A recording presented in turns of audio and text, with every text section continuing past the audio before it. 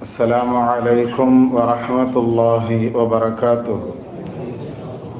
نحمده ونستعينه ونستغفره ونؤمن به ونتوكل عليه ونعوذ بالله من شرور أنفسنا من سيئات أعمالنا.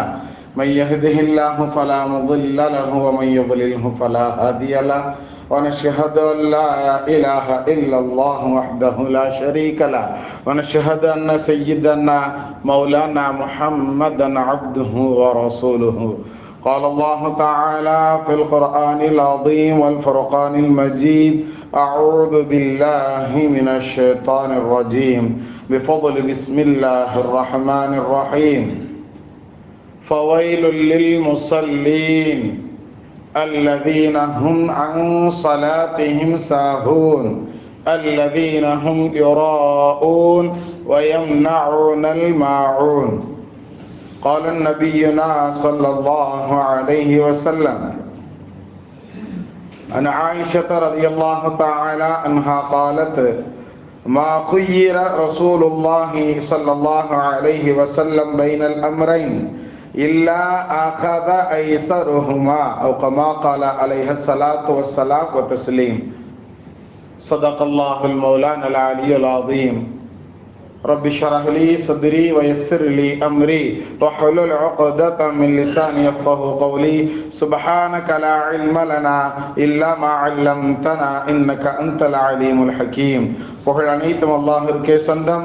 இருளகத் தலைவர் பெருமானார் ரசூலை கரீம் ஸல்லல்லாஹு அலைஹி வஸல்லம் அவர்கள் மீதும், அவர்களை பின்பற்றிய சஹாபாக்கள், தாபியீன்கள், தபா தாபியீன்கள், இமாம்கள், அவுலியாக்கள், ஷஹதாக்கள், நாதாக்கள், சாலிஹீன்கள், குறிப்பாக இங்கு அமர்ந்திருக்கக்கூடிய நம் அனைவர்களின் மீதும், முஃமினான முஸ்லிமான ஆண் பெண் அனைவர்களின் மீதும் அல்லாஹ்வினுடைய சாந்தியும் சமாதானமும் அன்பும் அருளும் பாதுகாப்பும் என்னென்றும் உண்டாவதாக. ஆமீன்.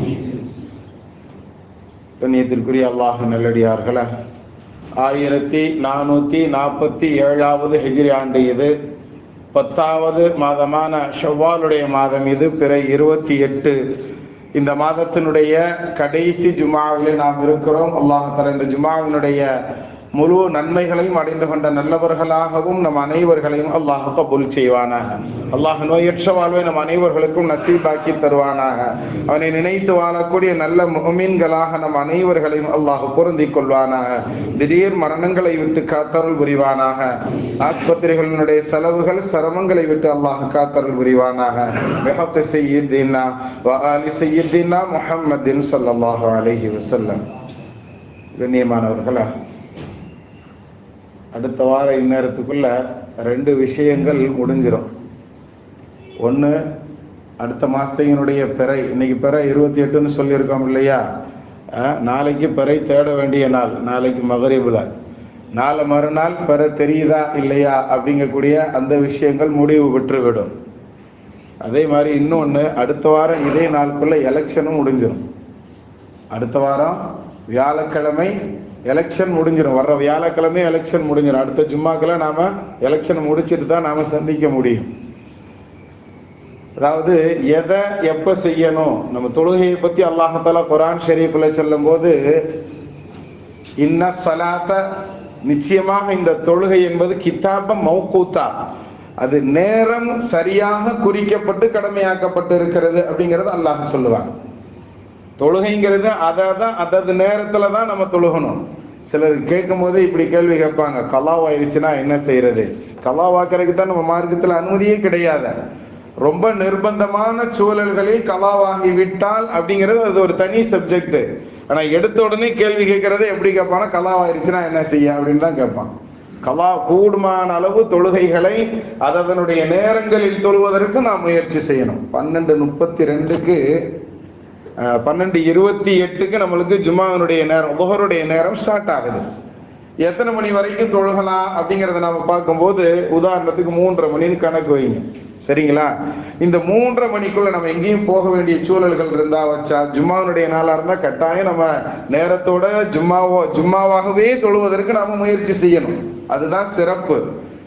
ஜும்மா அல்லாத நாட்களாக இருக்கு அப்படின்னா அந்த நேரத்துக்குள்ள லுஹர் எங்கேயாவது ஜமாத்தோடு தொழுகிறதுக்கு நேரம் கிடைச்சதுன்னா அதை கணக்கு பண்ணி தான் நம்மளுடைய பயணங்களையோ நம்மளுடைய வியாபார பர்ச்சேஸ்களையோ நாம் என்ன செஞ்சுக்கிடணும், அமைத்துக்கிடணும். குறைந்தபட்சம் அந்த நேரம் எப்படி 12:30 இருந்து 3:00 சொல்றோம்னா அந்த 3 மணி நேரத்துக்குள்ளேயாவது பஹர தொழுகிறதுக்கு நாம என்ன செஞ்சிடணும், முயற்சி செஞ்சிடணும். இதைத்தான் அல்லாஹ் தஆலா சொல்றான், கிதாபம் மௌகூதா, நேரம் வரையறுக்கப்பட்டு நம்ம மீது கடமையாக ஆக்கப்பட்டதுதான் இந்த தொழுகை அப்படிங்கிறது. அதனால எல்லா விஷயங்களுக்கும் இதை அப்படியே கம்பேர் பண்ணி பார்க்கலாம். உமர் நாயகர் ரலியல்லாஹு தஆலா அவர்கள் சொல்லுவதாக ஒரு செய்தி கூட நமக்கு உண்டு. ஒரு மனிதன் தொழுகையில் சரியாக இருந்து விட்டான் அப்படின்னு சொன்னா எல்லாத்துலயும் சரியா இருப்பான். ஒரு ஆளுக்கு பதவி கொடுக்கறதுக்கு முன்னாடி என்ன செய்வாங்களா, அவரை பத்தி என்ன செய்வாங்களா, இவர் தொழுகையில் எப்படி இருக்கிறார் என்பதை விசாரிப்பாங்களா மற்றவங்களுக்கு. புரியுதுங்களா? ஒரு தொழுகையில சரியான ஆளு அப்படிங்கிறது சொல்லப்பட்டு விட்டால் மட்டுமே அவருக்கு பொறுப்புகள் கொடுக்கப்படும் என்பதை நமக்கு உமர் நாயகம் ரலியல்லாஹு தஆலா அவர்களுடைய வரலாறுகள் நமக்கு சொல்லி தரும். கண்ணியத்திற்குரியவர்களே, ஏன்னா தொழுகையில நேரத்தை சரியா பேணக்கூடிய மனிதராக ஒருவர் இருந்தார்னா எல்லாத்துலயுமே அவர் என்ன செஞ்சிருவாரு, சரியாக ஆகிருவாருங்கிறதுனால அவருக்கு அந்த தொழுகையை ஒரு அதாவது அளவுகோலாக என்ன செய்யறாங்க, உமர் நாயகம் ரலியல்லாஹு தஆலா அவங்க சொல்லி தர்றாங்க. சரி, அது மாதிரி இந்த 2 விஷயங்கள், பிறையினுடைய விஷயத்தை ஞாபகம் வச்சுக்கிடணும், இன்னொன்னு எலெக்ஷனுடைய விஷயத்த நாம ஞாபகம் வச்சுக்கிடுவோம். எதை எந்த நேரங்களில் நாம செய்யணும் அப்படிங்கிறத நாம தெரிந்து கொள்ளணும். கண்ணியத்திற்குரியவர்களை, எல்லாரும் கடைசி நேரத்துல அஜ்ரத் பெற பார்த்தாச்சா, ஒரே அந்த அது ரமலானுடைய நேரத்துல ஏத்திகாப்புல இருந்தாலும் சரிதான், இந்த பிறையினுடைய விஷயத்துல பெருநாளை கொண்டாடுறதுனுடைய அந்த இன்பத்துல சுபஹானல்லாஹ் ஒரு பெரிய சண்டையே நடக்குது வாட்ஸ்அப்ல. அந்த நேரம் மட்டும்தான் பிறை தேடுறதா என்ன? பிறை அப்படிங்கிறது எப்பெல்லாம் நம்ம ஒவ்வொரு மாதமும் நாம் பிறையினுடைய விஷயங்களை கணக்கு வச்சுக்கிடணும். பெருமக்கள் எங்களுடைய உஸ்தாத்மார்கள்லாம் அருமையா சொல்லி தருவாங்க. இன்னைக்கு பிறை என்னன்னா, இன்னைக்கு நான் எத்தனாவது ஜுஸ் ஓதுறேனோ அதுதான் இன்னைக்கு பிறை அப்படின்னு சொல்லுவாங்க. பிறை 1னா 1வது ஜுஸ் ஓதி முடிச்சிருவாங்க, பிறை 2னா 2வது ஜுஸ் ஓதிடுவாங்க, பிறை 3னா 3வது ஜுஸ் ஓதிடுவாங்க. இப்படி ஒவ்வொரு நாள் பிறைக்கும் ஒவ்வொரு ஜுசுவை கணக்காக வைத்து ஒரு நாளைக்கு ஒரு ஜுசுங்கிற மேனைக்கு என்ன செஞ்சிடும், அவங்களுக்கு அந்த காலத்தை அப்படி கழிக்கக்கூடியவர்களும் இருக்கிறாங்க. கண்ணியத்திற்குரியவர்களை, ஆனா நம்ம காலங்களை எப்படி தள்ளி கொண்டு இருக்கிறோம், காலத்தை தள்ளணுங்கிறதுக்காக நாம என்ன செஞ்சுக்கிட்டு இருக்கோம், யூடியூப் பார்த்துக்கிட்டு இருக்கிறோம். காலத்தை தள்ளணுங்கிறதுக்காக, நேரம் பாஸ் பண்றதுக்காக வேண்டின்னு சொல்லி நாம என்ன செய்யறோம், மொபைல்களை பயன்படுத்தி கொண்டு இருக்கிறோமா இல்லையா அப்படிங்கறத நாம் கவனத்தில் எடுக்கணும். கண்ணியத்திற்குரியவர்களை, ஹைர் அல்ஹம்துலில்லாஹ், நாம இன்னும் மேல சொன்ன வசனத்துல அல்லாஹ் தஆலா அருமையான ஒரு எச்சரிக்கையை சொல்லி தருவார். என்ன எச்சரிக்கை? நம்ம காலங்காலமா பார்த்துக்கிட்டே வரோம். ஒவ்வொரு நாளைக்கு ஒவ்வொரு பாடங்களை நம்ம சொல்லிக்கிட்டு தான் இருக்கிறோம். கடந்த ஒரு வாரம் முழுவதும் அதான் பாங்கு சொல்றது சம்பந்தமான விஷயங்களை நாம என்ன செஞ்சிருக்கிறோம், தொடர்ச்சியாக ஃபஜர்ல நாம என்ன செஞ்சிருக்கிறோம், ஒரு வாரம் முழுவதற்கும் நாம அதான் சம்பந்தமாக அதான் ரிலேட்டிவாக வரக்கூடிய எல்லா செய்திகளையும் சொல்லி இருக்கிறோம். இன்னும் ஒரு செய்தி பாக்கி இருக்கு, இன்ஷா அல்லாஹ் நாளைக்கு ஃபஜர்ல அதை சொல்லலாம். சரி, நாம சொன்ன தலைப்பு ஆயத்துல அல்லாஹ் தஆலா சொல்லி தரக்கூடிய ஒரு செய்தி, அல்லாஹ் என்ன சொல்றான் அப்படின்னு சொன்னா, ஃபவைலுல் லில் முஸல்லீன், தொழக்கூடியவர்களுக்கு வயல் என்ற நரகம் உண்டு அப்படிங்கிற செய்தி அல்லாஹ் சொல்கிறான். ஃபவைலுல் லில் முஸல்லீன், ஹஜ்ரத் நாங்களே வாரத்துல ஒருக்கா தான் தொழுகைக்கு வர்றோம், எங்களை பார்த்து தொழுகையாளிகளுக்கு நரகம் உண்டுன்னு சொல்லாதீங்க அப்படின்னு சொல்ற மாதிரி தான் தோணுது. அதாவது வாரத்துல ஒரு தடவை அப்படிங்கிறத மென்ஷன் பண்ணி இங்க நான் சொல்லல, பொதுவாக தொழுகையாளிகளுக்கு அல்லாஹ் தஆலா தொழுகையாளிகளுக்குனே ஒரு நரகம் இருக்கு அப்படிங்கறத நமக்கு அந்த ஆயத்து சொல்லுது.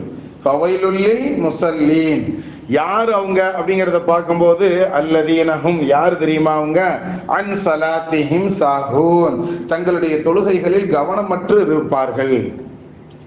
கவனமற்றவர்கள் அப்படிங்கக்கூடிய பட்டியல் ரொம்ப நீளமான பட்டியல். அந்த பட்டியலை பத்தி நாம தெரிஞ்சுக்கிடணும்னு சொன்னா நம்மளால எவ்வளவு முடியுதோ இன்ஷா அல்லாஹ் இன்னைக்கு அவ்வளவு தூரம் போகலாம். ஆனா ரொம்பலாம் சொல்ல முடியாது, ஒரு சில செய்திகள் மட்டும்தான். ஏன்னா எல்லாமே பெரும்பகுதி சொல்லப்பட்ட செய்திகளைத்தான் திரும்ப திரும்ப நாம என்ன செய்யறோம், முதாக்கரா செய்து கொள்கிறோம், நமக்கு பத்தியில ஞாபகப்படுத்தி கொண்டிருக்கிறோம். அப்படிங்கிறத அப்பப்ப ஞாபகப்படுத்த வேண்டியது இருக்கு. ஹைர், இந்த தொழுகை விஷயத்துல நாம ஏற்கனவே நிறைய செய்திகளை சொல்றோம். சஜிதாவை எடுத்துக்கிடுவோமே, சஜிதா செய்தல் அப்படிங்கிறது இருக்குன்னு சொன்னா, மனிதனுடைய உறுப்புகளில் 7 உறுப்புகள் சஜிதால இருக்கணும். நிறைய தடவை நம்ம தொழுகைகள்ல இந்த ஜும்மாலையும் சொல்லி இருக்கிறேன், ஃபஜர் நேரங்கள்லையும் ஃபஜர் பயான்கள்லையும் சொல்லி இருக்கிறேன். அதாவது 7 உறுப்புகள் 2 உள்ளங்கைகள், கைகள்ல உள்ளங்கை மட்டும்தான் சஜிதால இருக்கணும், படணும். சஜிதா செய்யும் போது தரையில பட வேண்டிய 2 முட்டுக்கால்கள், அதே மாதிரி 2 கால்களினுடைய விரல் பகுதிகள் கிப்லாவை முன்னோக்கி விரல்கள் இருக்கிற மாதிரி நல்லா தரையில அழுத்தி வைக்கிற. மொத்தம் எத்தனை உறுப்புகள் ஆச்சு? 6 ஆயிருச்சா? 7வது தலை. தலைன்னு சொல்லி வருது. அந்த தலையில குறிப்பாக முகம், நெற்றியும் மூக்கும் சேர்ந்து, இது 2ம் சேர்ந்து ஒரே பகுதியில் இருக்கிறதுனால அது தலை அப்படின்னு சொல்லி நம்ம என்ன செய்யறது, அதாவது குறிப்பிட்டு சொல்லப்படுகிறது. முகம்னு வச்சுக்கிடலாம். இப்ப இந்த நெற்றியும் மூக்கும் சேர்ந்து ஒண்ணுங்கும் போது ஏற்கனவே மொத்தம் 6 உறுப்புகள் ஆயிடுச்சா கணக்கு, இதை சேர்த்தா மொத்தம் 7 ஆயிருச்சு. அப்படித்தானே? இந்த 7 உறுப்புகள் சஜிதால நம்ம பூமியில பட வேண்டிய உறுப்புகள். நிறைய நபர்களை பார்த்தோம் அப்படின்னு சொன்னா சஜிதா செய்யும் போது தேவையில்லாத உறுப்புகள் எல்லாம் தரையில் படுகிறது. உதாரணத்துக்கு முட்டு கையோடு சேர்த்து தரையில வச்சு சஜிதா செய்யறோம், கவனம் இல்ல. அதாவது தொழுகைகளில் எதை எப்படி செய்யணும், தொழுகையை எந்த நேரத்துல எந்தெந்த தொழுகையை தொழுகணுங்கிறது அது ஒரு தனி பாடம்.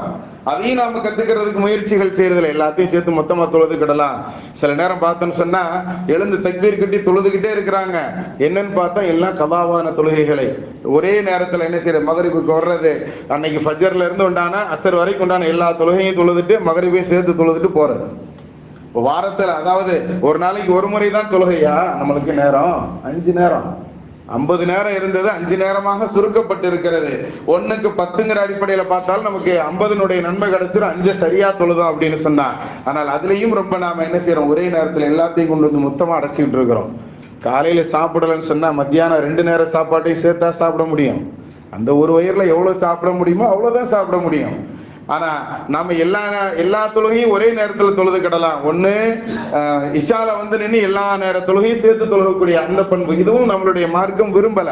அதுக்காண்டி விட்டு போன தொழுகையை தொழுக வேண்டாம் நான் சொல்லலன்னு நினைச்சுக்கிடாங்க. அது மாதிரி ஏன் கால தாமதம் செய்யணுங்கிறத கேட்கிறேன். நம்ம மார்க்கத்துல அதுக்கு அனுமதியே இல்லைங்கும் போது அதை விடுதல் அப்படிங்கிறதுக்கு ஏன் அவ்வளவு ஒரு முக்கியத்துவம் கொடுக்குறீங்க அப்படிங்கிறத தான் நாம இங்க ஞாபகப்படுத்துகிறோம். கண்ணியத்திற்குரியவர்களே, என் உள்பட எல்லோருக்குமே ஏதாவது ஒரு நொண்டி காரணத்தை வச்சுக்கிட்டு நம்ம தொழுகை விடுறதுக்கு தான் பார்க்கிறோம். அப்படித்தானே? ஏதாவது ஒரு சப்ப காரணத்தை வச்சுக்கிட்டு நம்ம என்ன செய்யறோம், பெரிய கடமையாக இருக்கக்கூடிய தொழுகையை விடுவதற்குத்தான் நம்மளுடைய உள்ளத்துல ஷைத்தானுடைய தூண்டுதல்கள் இருந்து கொண்டு இருக்கிறது. இந்த மாதிரி கவனக்குறைவுகளைத்தான் அல்லாஹ் சொல்கிறான். இப்படி உள்ள நோயாளிகள், இப்படி உள்ள கவனக்குறைவான நபர்கள், இவர்களுக்குத்தான் வயல் அப்படிங்கக்கூடிய ஃபவைலுல்லில் முஸல்லீன், இந்த தொழுகையாளிகளுக்குத்தான் அந்த வயல் என்ற நரகம் உண்டு அப்படிங்கறத அல்லாஹ் சொல்றாங்க. கண்ணியத்திற்குரியவர்களே, நம்ம சஜிதாவினுடைய விஷயத்துக்கு வருவோம். சரி, இப்ப நாம நின்று தொழுகிறவங்க இந்த மாதிரி நாம சஜிதா செய்யணும் அப்படிங்கிறத பார்த்தோம். சஜிதா செய்யும் போது படக்கூடாத உறுப்புகள் அப்படிங்கிறது 2 இருக்கு. நம்ம முட்டு கையை என்ன செய்யக்கூடாது, தரையில வைக்க கூடாதுன்னு பார்த்தோமா? அதே மாதிரி முட்டு கையை நம்ம தொடையில படுற மாதிரியும் நம்ம சஜிதா செய்யக்கூடாது. முட்டுக்கை எங்கேயும் இருக்கக்கூடாது, தொடையிலையும் படக்கூடாது, தரையிலையும் படக்கூடாது. அப்ப ரொம்ப விலைக்கு வைக்கிறதுக்கும் அனுமதி இல்லை. ஏன்னா பக்கத்துல இருக்கிற ஆளுக்கு இடிக்கும். தனியா தொழுகும் போது நம்ம எவ்வளவு நாள் விரிச்சு வச்சு தொழுகலாம் சஜிதா செய்யும் பொழுது. ஆனா சஜிதா செய்யும்போது நம்மளுடைய விரல்கள் கூட, கை விரல்கள் கூட நேரா கிப்லாவை பார்க்க முன்னோக்கி இருப்பதை போன்று நாம வைக்கணும். இப்படி வச்சு சஜிதா செய்யக்கூடாது. புரியுதுங்களா? கையை இப்படி தரையில வைக்கும் போது இந்த மாதிரி வைக்க கூடாது, நேராக இப்படி வச்சு நாம பழகணும். தக்பீர் கட்டுறதுக்கு கையை உயர்த்துறோமா, நம்மளுடைய உள்ளங்கைகள் கிப்லாவை பார்க்க வர்ற மாதிரி நம்ம என்ன செய்யணும், கைகளை உயர்த்தணும். காதை தொடணும் அப்படிங்கிறது நோக்கம் அல்ல, காது வரைக்கும் கைகளை உயர்த்தணும் அப்படிங்கிறது தான். புரியுதுங்களா? ஒரு கேள்வி ஒண்ணு வந்துச்சு, காதை தொடாம ஒரு ஆள் தக்பீர் கட்டிட்டாருன்னா என்ன ஆகும் அப்படின்னு ஒரு டவுட்டே வந்துருச்சு. கிதாபு பூரா எடுத்து பெரட்டும் போதுதான் காதை தொடணுங்கிறது நோக்கம் அல்ல, காது வரைக்கும் கைகளை உயர்த்தினால் போதுங்கிறது தான் நமக்கு என்ன கிதாபுகளில் இமாம்கள் வரையறுத்து தரக்கூடிய சட்டங்கள். கண்ணியத்திற்குரியவர்களை, சின்ன சின்ன விஷயங்களை கூட நம்ம தேடினாதான் கத்துக்கிட முடியும். ஆனா நம்மகிட்ட தேடுறதே கிடையாது. எல்லா விஷயமும் தானா நமக்கு உள்ள மத்தவங்களா கொண்டு வந்து திணிக்கணும், மத்தவங்களாக வந்து கொடுக்கணும் என்பதுதான் நம்மளுடைய இயல்பான பழக்கம் இருந்து கொண்டிருக்கிறது. கண்ணியத்திற்குரியவர்களே, இதை நாம முற்றிலும் தவிர்க்கணும். இந்த சஜிதாவுடைய விஷயத்துல இன்னொரு முக்கியமான விஷயம், கூடுமான அளவு நின்று தொழுக முடியாதவர்கள் அப்படின்னா, இப்படி உட்கார்ந்து தொழுகிறாங்க அப்படின்னா அவங்க எப்படி சஜிதா செய்யணும் அப்படிங்கக்கூடிய முறையும் நமக்கு என்ன செய்யப்பட்டிருக்கு, சொல்லி தரப்படுகிறது.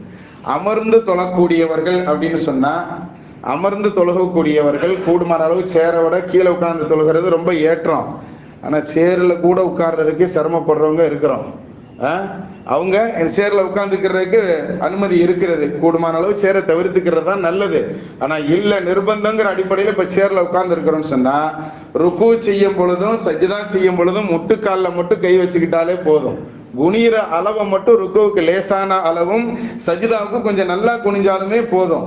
சிலர் எப்படி செய்யறோம்னா ருக்கு செய்யும் போது முட்டுக்கால்ல கையை வச்சுக்கிட்டு குனிஞ்சுக்கிறோம், சஜிதா செய்யும் போது கையை இப்படி வைக்கிறோம். புரியுதுங்களா என்ன சொல்றேன்னு? இந்த மாதிரி வைக்கிறதுக்கெல்லாம் நமக்கு என்ன, தொழுகையில அதிகமான அசைவுகள் இல்லாமல் பார்த்து கொள்ளணுங்கிறது நமக்கு மார்க்கம் சொல்லி தரக்கூடிய, எந்த அளவுக்கு லிமிட் சொல்லப்பட்டிருக்கிறதோ அந்த லிமிட்டுகளை எல்லாம் நம்ம கத்துக்கிடணும், கண்ணியத்திற்குரியவர்களை தெரிஞ்சுக்கிடணும். அப்ப நம்ம சேர்களில் தொழுகக்கூடியவங்க கூட முட்டுக்கால்ல தான் சஜிதாவுக்கும் சரி ருக்குவுக்கும் சரி கைகளை வைக்கணும். ஆனா அது வைக்கிறதுல ருக்குவனுடைய அளவு குனிதலை லேசாகவும் சஜிதாவுடைய அளவு குனிதலை ருக்குவோட கொஞ்சம் கீழே தாழ்த்தியும் வச்சுக்கிடணும். இந்த அளவு போதுமானது அப்படிங்கிறத நமக்கு என்ன செய்யப்படுகிறது, மார்க்கத்தினுடைய வரைமுறைகள் நமக்கு சொல்லித்தரது கண்ணியத்திற்குரியவர்கள். அப்ப எல்லா விஷயங்கள்லையும் நாம் கற்றுக்கொள்ள வேண்டிய விஷயங்கள் நிறைய இருக்கிறது. சஜிதா மட்டும்தான் இன்னைக்கு நம்ம என்ன செஞ்சிருக்கிறோம், உதாரணத்துக்கு சொல்லி இருக்கிறோம். சமீபத்தில் நேத்தோ முந்தானாலும் காஷ்மீர்ல ஒரு கட்டடத்தை திறப்பு விழா செய்வதற்காக வேண்டி என்ன செஞ்சிருக்கிறாங்க, ரிப்பன் கட்டி வச்சிருக்கிறாங்க. என்ன பண்ணி வச்சிருக்காங்க, ரிப்பன் கட்டி வச்சிருக்கிறாங்க. ரிப்பனை வெட்டுறதுக்கு முன்னாள் முதல்வரோ அல்லது இந்நாள் முதல்வரோ அந்த உமர் ஃபாரூக் அப்துல்லாவா அவங்கள கூப்பிட்டு என்ன செய்யறாங்க, வெட்டுறதுக்கு கூப்பிடுறாங்க. அவர் வந்திருக்கிறாரு, பார்த்தா கட்டப்பட்டிருக்கிற ரிப்பன் நம்மளுடைய மூவர்ண கொடி, எந்த கொடியை நாம தேசிய கொடியாக கருதுகிறோமோ அந்த கலர்ல ரிப்பனை வாங்கி கட்டி வச்சிருக்கிறாங்க. அந்த கலர்ல ரிப்பன் கட்டினா கூட அதை வெட்டுறது கூட தேச குற்றம் கண்ணியத்திற்குரியவர்களை. அது எப்ப எனக்கே தெரியும்னா அந்த செய்தியை படிக்கும் போதுதான் தெரியும். ஆனா அந்த கலர்ல போட்டிருக்கிற துண்டுல வச்சு முகம் துடைக்கக்கூடிய நிறைய அரசியல்வாதிகளை எல்லாம் இன்று நாம் பார்த்து கொண்டு இருக்கிறோம். அதையும் பேப்பர்ல போட்டுட்டு தானே இருக்கிறாங்க. அவர் பாருங்க, தேசிய கொடியினுடைய கலர்ல இருக்கக்கூடிய ரிப்பனை கூட கட் பண்ண கூடாதுன்னு சொல்லி ரெண்டு முனையில இருந்து என்ன செய்யறாரு, அந்த அந்த ரிப்பனை அவிழ்த்து அந்த ரிப்பனை மடித்து அதற்கு கண்ணியம் கொடுத்து வைக்கிறார்னா இதுதான் நம்ம நாட்டினுடைய சட்டத்தை தெரிந்து கொள்ளுதல் அப்படிங்கிறது. புரியுதுங்களா? எப்படி சஜிதாவுடைய முறையை தெரிந்து கொள்றதுங்கிறது மார்க்கத்தினுடைய விஷயமோ அது மாதிரி நம்ம நாட்டை பற்றி உண்டான கொஞ்சம் ஒரு சின்ன கவலையாவது நமக்கு இருக்கணும் கண்ணியத்திற்குரியவர்களை. ஒரே ஒரு கேள்வி கேட்கட்டுமா எல்லார்ட்டையும்? எத்தனை பேர் இங்க வந்திருக்கிறதுல ஓட்டர் ஐடி எல்லாருக்கும் தகுதி உள்ள நபர்கள் ஓட்டர் ஐடிய சரியான முறையில எஸ்ஐஆர் ஃபார்ம் சப்மிட் பண்ணி எல்லாரும் ஓட்டர் ஐடி நியூ ஐடியை சரியான முறையில வெரிஃபை பண்ணவங்க எத்தனை பேர் இருக்கிறீங்க? யாராவது வாங்காதவங்க இருக்கிறீங்களா? வாங்காதவங்க யாராவது இருக்கிறீங்களா? அப்படி கேட்டுருவோம். அதுதான் யதார்த்தம் நினைக்கிறேன். ஏன்னா நம்மள்ட்ட இன்னும் விழிப்புணர்வுகளே இல்லை. கிட்டத்தட்ட நம்மளுடைய இந்தியா, அதுலயும் குறிப்பா நம்ம தமிழ்நாட்டை பத்தி மட்டுமே அப்படின்னு எடுத்துக்கிட்டோம் அப்படின்னு சொன்னா, இதற்கு முன்னாடி நாம வாக்கு செலுத்தியவர்கள் எல்லாம் இந்த எஸ்ஐஆருக்கு முன்னாடி உண்டான வாக்கு செலுத்தக்கூடியவர்களுடைய நடைமுறையை பார்த்தேன்னு சொன்னா எத்தனை நபர்கள் இருந்தாங்கன்னா 6,41,14,00,000 பேர் சில்லறை இருந்திருக்கிறாங்க. ஆனா இப்ப இந்த எஸ்ஐஆருக்கு அடுத்து நம்ம பார்த்தோம் அப்படின்னு சொன்னா எவ்வளவு குறைஞ்சிருக்கு அப்படின்னா கிட்டத்தட்ட 12 விழுக்காடு குறைந்து 74,07,207 பேர்கள் மட்டும்தான் என்ன ஓட்டு போடுறதுக்கு உண்டான தகுதியான நபர்கள் இருக்கிறாங்க அப்படிங்கறது நமக்கு எஸ்ஐஆருக்கு பின்னாடி உண்டானதுல கிட்டத்தட்ட 12% விழுக்காடு குறைக்கப்பட்டு இருக்கு. இதுல எவ்வளவு பேர் கவனக்குறைவாக இருக்கிறவங்க இருக்கிறாங்க. இந்த தகவல் போயிடுச்சு. ஓரளவு இங்க சிட்டிகள்ல இருக்கிறவங்க ஓரளவு நம்ம என்ன செஞ்சிட்டோம், சரி பண்ணிட்டோம். அதுலயும் கூட நிறைய நபர்களுக்கு நாம போய் ஃபார்மை கொடுத்து அவங்க இஷ்டத்துக்கு போட்டு வச்சுட்டு திரும்ப போய் ஃபார்மை வாங்குறதுக்குள்ள நாம பட்ட பாடு கேட்டு பார்த்தா தெரியும். போன் பண்ணி கூப்பிட்டு நம்ம வேலைகளை செய்ய வேண்டியது இருந்தது கண்ணியத்திற்குரியவர்களை. எதற்காண்டி சொல்றேன்னா, இந்த மாதிரி அதாவது நம்ம நாட்டு சம்பந்தப்பட்ட இல்மு கூட நம்மகிட்ட இல்ல.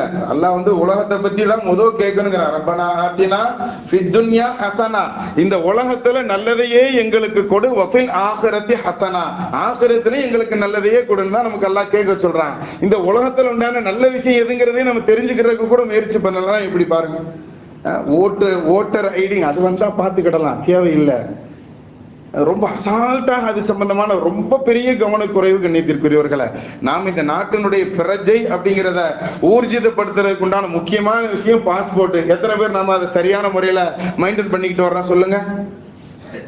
அப்படியே பாஸ்போர்ட் நான் எடுத்திருந்தேன்னு சொன்னாலும் அதை ரினியூவல் பண்ணி வச்சிருக்கோம்னா எல்லாம் காலாவதியானதாகத்தான் நாம் வைத்திருக்கிறோம். லைசன்ஸ் சரியான முறையில் நாம அது முடிந்து போற டேட்டுக்கு முன்னாடி போய் நாம திரும்ப அதை இது பண்ணி அதை சரியான முறையில் அதை திரும்ப புதுப்பிச்சிருக்கிறோமா அப்படின்னு சொன்னா அதுவும் கிடையாது. எல்லாம் பாராய் போய் தான் வண்டி ஓட்டிட்டு இருக்கிறோம். பைக் ஓட்டுறோமா, இன்சூரன்ஸ் சரியா போடுறது இல்ல, சரியான முறையில் அதற்குண்டான காப்பீட்டு விஷயங்களை செய்யறது இல்லை. எல்லாத்திலையும் அசட்டை. எங்க பார்த்தாலும் 4 பேர் இருக்கிறான்னா அதுல ஒரு ஆள் நம்ம ஆள் பேர் இருக்கான். 4 பேர் குற்றவாளிகள்னா அதுல ஒரு ஆள் முஸ்லீம் அப்படிங்கறத கவனத்துல வச்சுக்கோங்க. நம்ம மார்க்கம் எல்லாத்தையும் தெளிவாக சாப்பிடுறதுல இருந்து எச்சு துப்புறதுல இருந்து எல்லாத்தையும் கத்துக் கொடுக்கக்கூடிய மார்க்கம். ஓட்டு போடுற விஷயத்துல கவனக்குறைவாக இருக்குமா அப்படிங்கிறத நாம் நன்றாக சிந்தித்து பார்க்கணும். கண்ணியத்திற்குரியவர்களை, வரக்கூடிய எலெக்ஷன் நீங்க இன்னாருக்கு போடுங்கன்னு அழுத்தி கூட என்னால சொல்ல முடியும். ஆனால் நான் அப்படி சொல்ல மாட்டேன். நீங்க நல்லா சிந்திச்சு பாருங்க. நம்மளுக்கு உண்டான தேவைகள் நீங்க பார்த்தோம்னு சொன்னா யூடியூப்கள்ல நம்ம பொம்பளை பிள்ளைங்க போய் குத்தாட்டம் போட்டு ஓட்டு கேட்கணுங்கிற தேவை என்ன இருக்கிறது? எத்தனை நபர்கள் நம்ம வீடியோ எடுத்து நம்ம பாக்குறோமா இல்லையா? அப்படி ஒரு நடிகனுக்கு பின்னாடி போய் நின்று நம்ம ஆட்டம் போட்டு நம்ம ஓட்டு கேட்கணுங்கிற தேவை என்ன இருக்கு? அல்லாஹ் அழகான அறிவு கொடுத்திருக்கிறான, உயர்ந்த படைப்புன்னு சொல்லி நம்ம சொல்றான. யாருக்கு போய் நம்ம ஓட்டு நம்ம நம்ம நம்ம தேர்ந்தெடுக்கக்கூடிய ஆள் நமக்கு குறைந்தபட்சமாக நல்லது செய்யறானோ இல்லையோ, தீமை செய்யாத நபராக இருக்கிறானா அப்படிங்கிறத பார்க்கிற அளவுக்கு கூட மண்ட வேலை செய்ய மாட்டேங்கிறது தான் யதார்த்தமா நாம் கவலைப்பட வேண்டிய விஷயமாக இருக்கிறது. கண்ணியத்திற்குரியவர்களை, நல்ல விஷயங்களை தேர்ந்தெடுக்கணும், நல்ல விஷயங்களை சரியான முறையில கத்துக்கிடணும் அப்படிங்கிறத இன்றைய ஜும்மானுடைய பாடமாக நாம் பார்த்துக் கொள்வோம். அல்லாஹ் தஆலா அதன் பிரகாரம் அமல் செய்யக்கூடிய நற்பாக்கியவான்கள் நம்மை கபூல் செய்வானாக. வஹப்பி சய்யிதினா வ ஆலி சய்யிதினா முஹம்மதின் ஸல்லல்லாஹு அலைஹி வஸல்லம். சுன்னத்துல்லாதவர்கள் தொழுது கொள்ளுங்கள்.